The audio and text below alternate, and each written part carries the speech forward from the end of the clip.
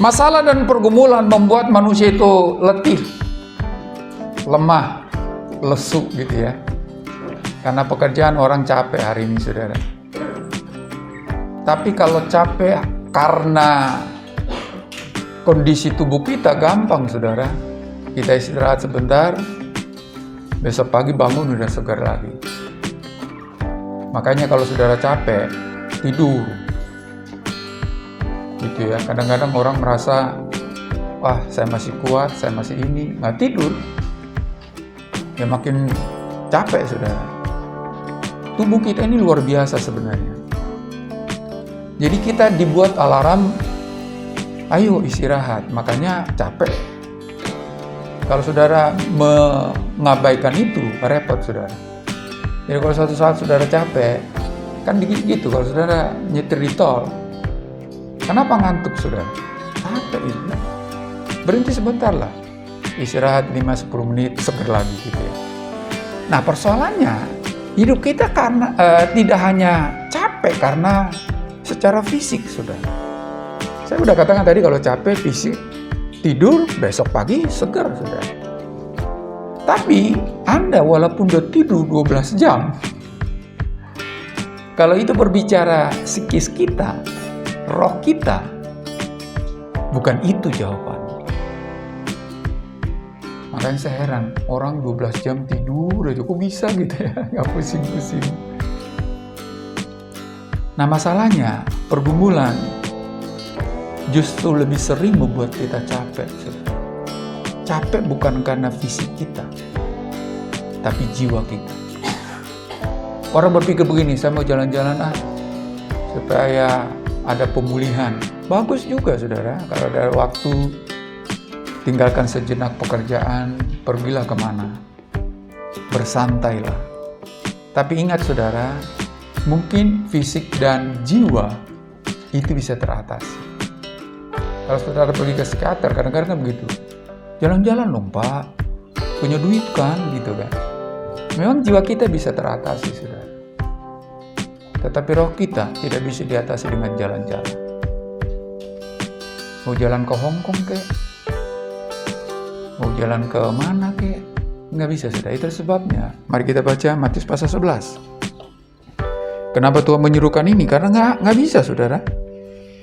Nggak bisa. Kalau Anda mengabaikan ini, Anda akan terus dikuasai oleh keletihan, kelelahan. Matius 11 ayat 28, saudara. Matius 11 ayat 28 sampai ayat yang ke-30. Makanya Yesus tahu itu. Dia berkata begini, marilah kepadaku semua yang ini letih lesu sini bukan capek fisik, saudara. Enggak. Letih lesu dan berbeban berat. Jalan-jalan nggak bisa ini. Mungkin ada senang mungkin barangkali ya. Wah, udah lihat pemandangan bagus. Lihat kondisi yang enak, mata dimanjakan. Senang barangkali. Tetapi Tuhan berkata, mari, aku akan memberikan kelegaan kepadamu.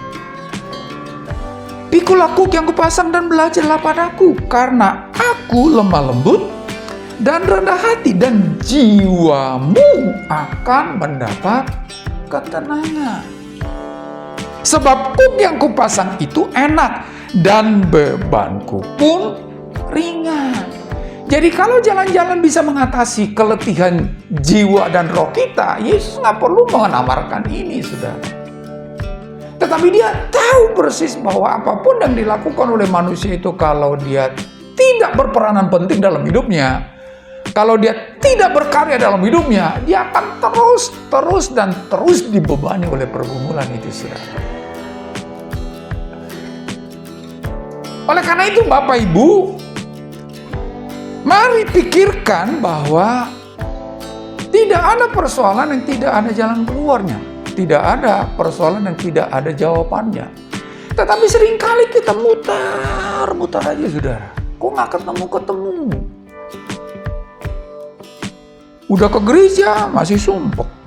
Udah baca Alkitab masih mumet gitu kan. Ada 3 hal yang perlu kita harus lakukan supaya lega, saudara. Dalam firman Tuhan kita sudah baca tadi. Pertama, Tuhan Yesus berkata begini, mari. Itu adalah sebuah ajakan, saudara. Luar biasa Tuhan kita itu, kata Tuhan itu berbicara Tuhan, saudara. Kata Tuhan itu berarti berhak, punya hak atas kita yang adalah budaknya ini. Jadi berbicara budak, berbicara hamba, nggak ada opsi, saudara, selain tunduk pada tuannya. Tetapi luar biasa Tuhan kita itu, mari katanya. Aku sih berhak, tapi itu tergantung kamu. Berpulang pada dirimu. Aku tahu engkau sedang berbeban berat. Aku tahu engkau sedang bergumul. Aku tahu engkau sedang letih, lesu gitu ya. Tapi mari. Saudara, kenapa seringkali kita tidak mendapatkan kelegaan, saudara? Itu tadi, pergi kemana-mana, saudara. Apalagi kalau punya uang kan, jalan-jalan itu, saudara. Saya juga kalau punya uang jalan-jalan saya. Tapi ingat Pak, bukan itu jawabannya. Ini sebab itu berkata, mari. Coba saudara sadari bahwa pergumulanku hanya bisa teratasi kalau aku bergerak mendekati Yesus. Aku datang kepada Yesus karena itulah firman-Nya. Mari, padanannya apalah? Aku beri kelegaan, saudara. Kelegaan di sana bukan berarti masalahnya maka menjadi hilang, saudara. Enggak, kadang-kadang kita keliru mengikuti Tuhan itu. Kayak membalikkan tangan seperti begini. Siapapun mau, saudara. Apa bedanya kita dengan pergi ke Gunung Kawi sana? Datang persembahkan sesuatu, kaya gitu kan? Ada teman saya begitu, saudara. Dia ngeluh sama saya, Pak, gimana sih ini Pak?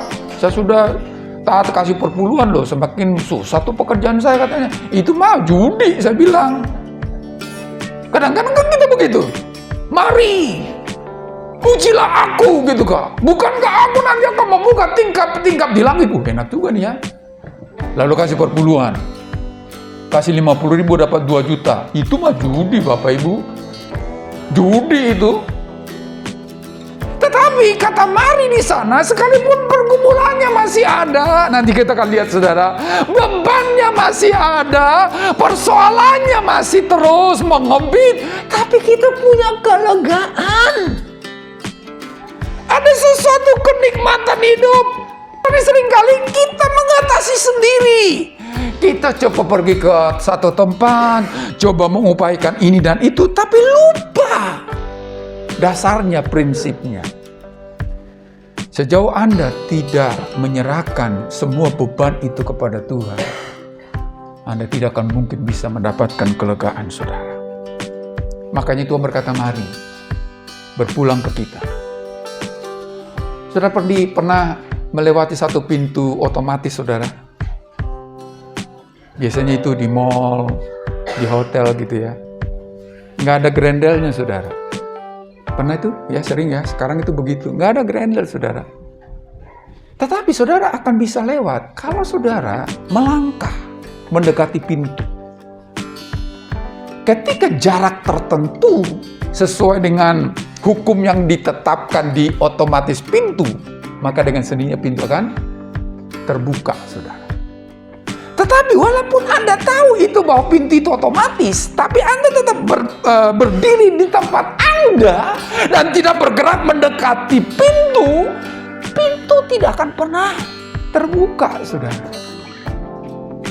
Seringkali kita tahu sih Tuhan itu baik. Dia mengerti. Pikiran kita luar biasa tadi. Sampai saya mau menangis itu.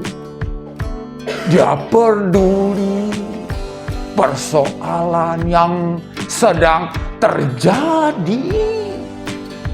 Tapi pernahkah kita dengan sadar berkata, Tuhan, ini bebanku, ini persoalanku, ini sakit hatiku, ini luka batinku. Masalah seringkali kita pegang, saudara. Seringkali kita coba mengatasi. Apalagi mungkin kalau kita sudah tahu, saya sudah punya asam garam gitu ya, pengalaman. lega tidaknya kita berpulang pada kita, saudara. Jadi sebenarnya kita orang Kristen itu, apa yang kita dapatkan tergantung kita, bukan tergantung Tuhan lagi, saudara. Tuhan sudah berkata, mari. Sekarang mau datang apa enggak? Mau serahkan di kaki Tuhan apa enggak? Kalau kita tetap pegang, kalau kita tetap berusaha, Allah sih Maha Kuasa, saudara. Tetapi kekuasaan Tuhan, ya ini, tapi jangan salah diambil pernyataan saya ini, saudara.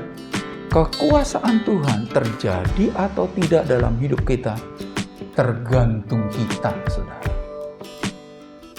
Karena Tuhan sudah buat formula, saudara. Kalau lega, mari datang kepadaku, serahkan masalahmu. Tapi jangan begini, saudara. Kadang-kadang kan pendeta ini ngomongnya enak gitu kan. Memang ngomong itu enak, saudara. Pak, saya sudah serahkan. Kok masih nangis, Pak? Jadi maksud kamu serahkan itu dari nangis menjadi tidak nangis? Keliru. Bukan berarti dari nangis menjadi tidak nangis. Boleh, gampang begitu kan itu, saudara. Engkau menangis menjadi engkau tidak menangis. Kemarin kita ada ibadah di rumah Ibu Rita. Saya berkata begitu. Kadang-kadang kan, kau ubah ratapku jadi tarian. Kan gitu kan? Bisa nggak itu? Bisa, Bapak Ibu. Kalau Tuhan mau berkarya, gampang begitu kan. Tetapi terkadang, ratap tetap ratap, saudara. Tangisan tetap tangisan. Persoalan tetap persoalan. Tetapi ketika kita sudah serahkan kepada Tuhan, di persoalanmu engkau menemukan kelegaan. Di persoalanmu engkau mendapatkan sukacita, saudara. Tentu itu dari Tuhan. Makanya seringkali kita terkaget-kaget. Kok bisa aku tetap tegar di tengah-tengah kondisi ini? Kenapa aku bisa tetap kuat di tengah-tengah persoalan hidup ini? Kenapa? Itu tadi aku memberi kelegaan. Jadi jangan hanya mengharapkan Tuhan. Terima kasih, puji Tuhan, haleluya. Ya siapapun, karena engkau sudah menari-nari, engkau bersaksi. Kan gitu. Kadang-kadang orang kan bersaksi begitu kan. Dan sering memang pada umumnya begitu. Saudara-saudara, saya mau bersaksi. Apa itu, Bu? Apa itu, Pak? Kemarin saya berkabung, sekarang sudah menyanyi. Siapapun bisa, saudara. Siapapun bisa. Tetapi bisakah kita bersaksi di sini? Saudara-saudaraku, kemarin aku berkabung, tetapi sekarang juga tetap berkabung. Tetapi di tengah-tengah kabunganku ada kelegaan, ada damai. Kenapa? Karena aku sudah serahkan bebanku itu kepada Tuhan. Dan Tuhan memberi kelegaan. Inilah kesaksian plus. Bukan Gojek plus, saudara, plus. Inilah nasi goreng spesial, saudara. Bukan hanya tambah telur. Tetapi ada sesuatu nilai tambah yang kita punya, saudara. Aku tahu ini memang sulit. Tetapi luar biasa, di tengah-tengah kesulitan itu aku bisa menikmati sukacita. Di mana itu ada, saudara? Nggak ada itu di tempat rekreasi, saudara. Nggak ada. Oleh karena itu, mari taruh bebanmu di kaki Tuhan. Tapi jangan pikir, aku taruh, Tuhan, jangan nyusahin aku lagi ya. Ya, kalau gitu caranya nggak usah ke Tuhan, saudara. Ke psikiater juga boleh, nanti dikasih obat, engkau tenang.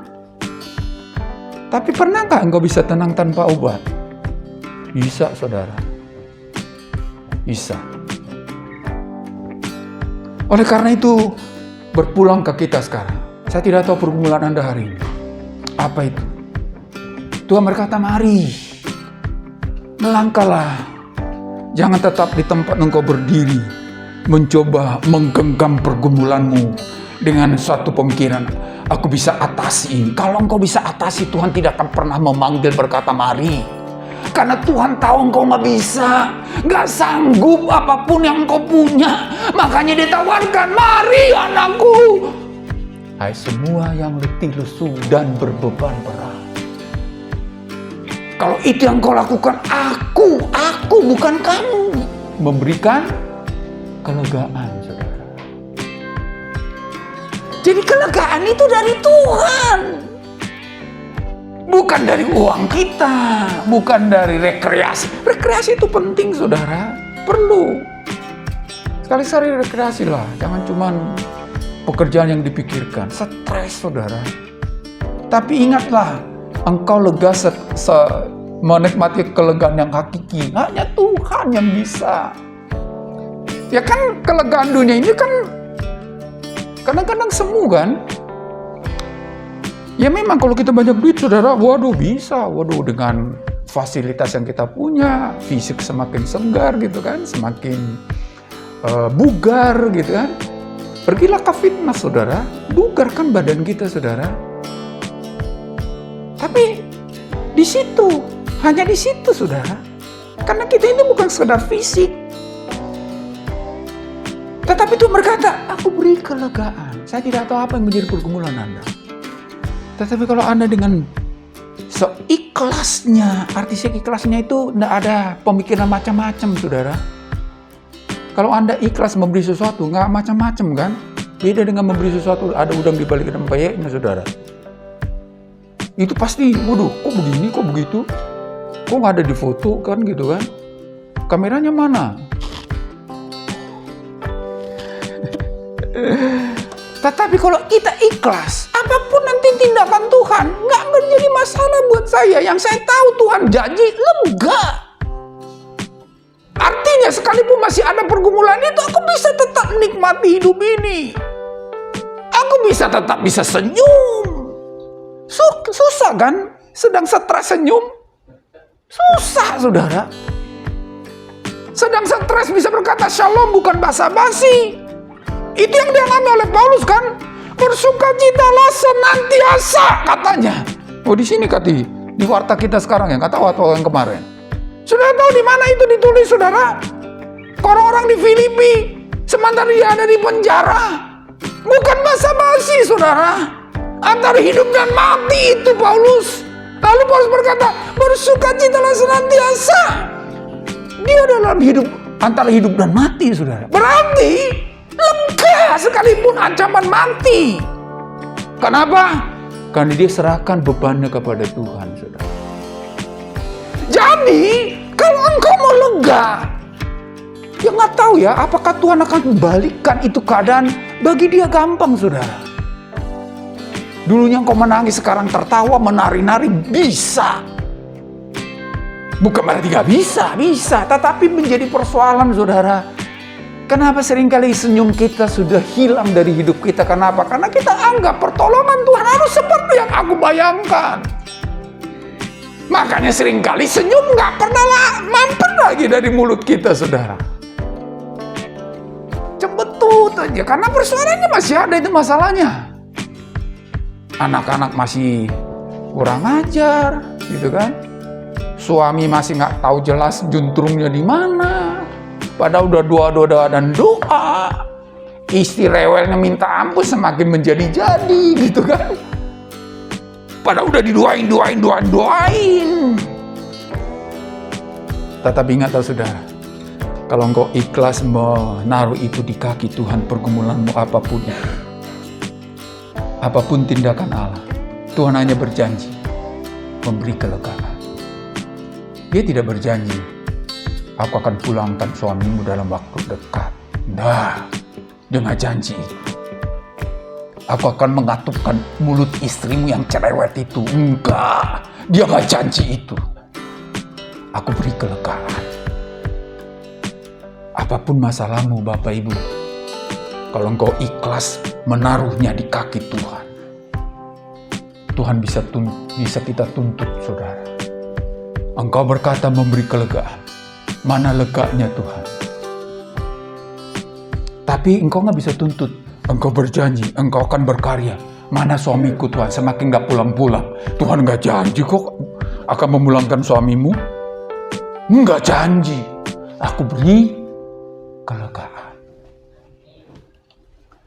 Itu yang pertama, saudara. Jadi jangan berdiri dan berusaha mengatasi pergumulanmu. Tuhan tahu engkau gak sanggup. Karena Tuhan tahu itu sebabnya ditawari. Mari, aku mau tolong engkau. Jangan terus ada di sana. Bergerak maju ke sini. Bergerak maju ke sini. Ini persoalannya bukan menembus dosa, soalnya beda loh, saudara. Kalau kita mau ditebus oleh dosa, Tuhan yang bergerak. Karena nggak ada andil kita dalam menyelamatkan kita, saudara. Nah, persoalannya bukan dosa atau keselamatan ini. Berbicara tentang hidupmu. Engkau lega atau tidak, tergantung engkau sekarang, anakku, kata Tuhan. Engkau bisa lega ketika engkau datang bergerak menghampiri aku. Berikan tanganmu untuk dipegang oleh Tuhan. Maka dia akan tuntun engkau ke dalam kelegaan. Jangan andalkan dirimu. Dunia ini sangat menakutkan. Pergumulan sangat menakutkan. Persoalan membuat kita stres. Katakan kepada Tuhan, Tuhan, ini tanganku, pegang tanganku Tuhan. Ajar aku untuk bisa lega dalam pergumulan. Janji Tuhan berkata, jiwamu pun akan mendapatkan kelegaan. Saudara mau lega, amin? Mari kita berdoa.